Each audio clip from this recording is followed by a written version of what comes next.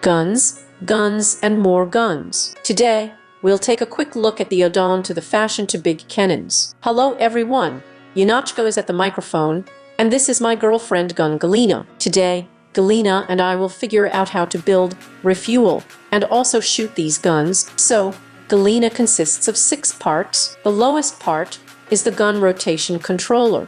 We put it in the base and forget about it for a while. I'll explain everything later. We put a cannon mount on top of the controller, and the barrel of our cannon will stand on it.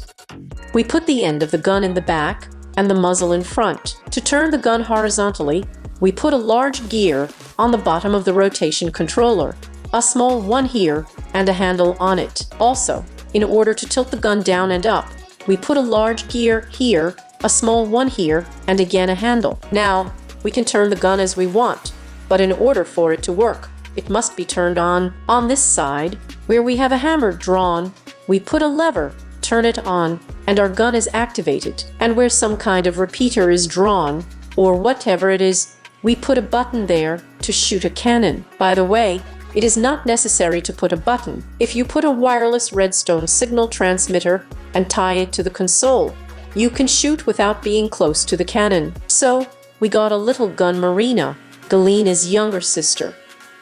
But how to refuel this gun with explosives? Explosives are different: black, white, and red. Or rather, there are different charges. Here they are from left to right. A heavy charge, an ordinary explosive charge, is suitable for destroying buildings. A bag of shot, suitable for breaking soft blocks such as wood.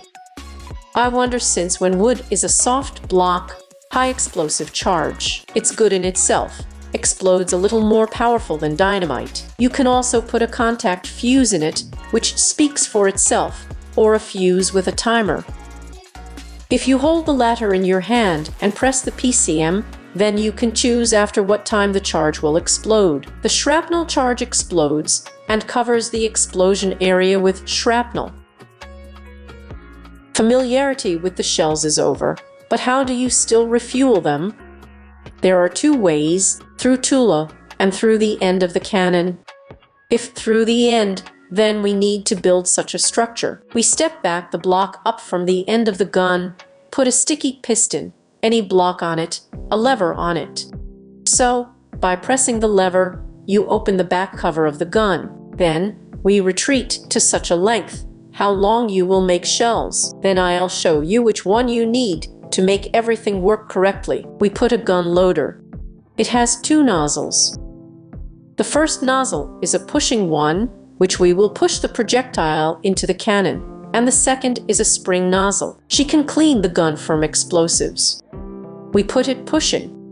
First we need a powdered charge, and then we put any nozzle of your choice. We put the handles here and load the gun. The charge through the muzzle is the same, but then you have to take into account the length of the muzzle. Also, the guns can only be loaded in disassembled condition. How to charge them correctly?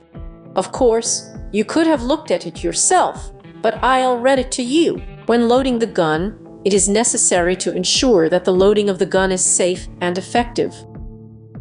Guns have 2 main parameters: the maximum length of the muzzle and strength. The maximum length of the muzzle depends on the material and the number of powdered charges, and also shows the length coefficient of the charge without the chance of the projectile getting stuck in the muzzle. For example, the maximum muzzle length of a cast iron cannon is 1:1, that is, 1 muzzle to 1 charge of gunpowder. The muzzle of the cannon, which is loaded with a projectile, is also counted in its distance traveled. The strength of the gun means the maximum number of powder charges in the gun, after which it has a chance to explode when firing. Cast iron, for example, is strong enough to work safely with powder charges. Unsafe charges in guns, such as charging an insufficient number of powder charges, loading too many powder charges,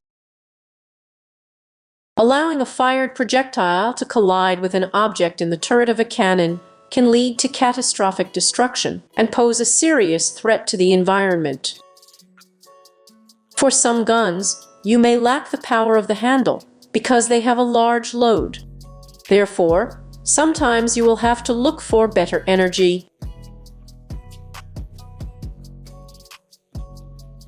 By the way, some guns work without a muzzle, for example, such as wooden and forged. So, Alina, Marina, Polina and Angelina and I are going to shoot, and we say goodbye to you. Don't forget to subscribe and like.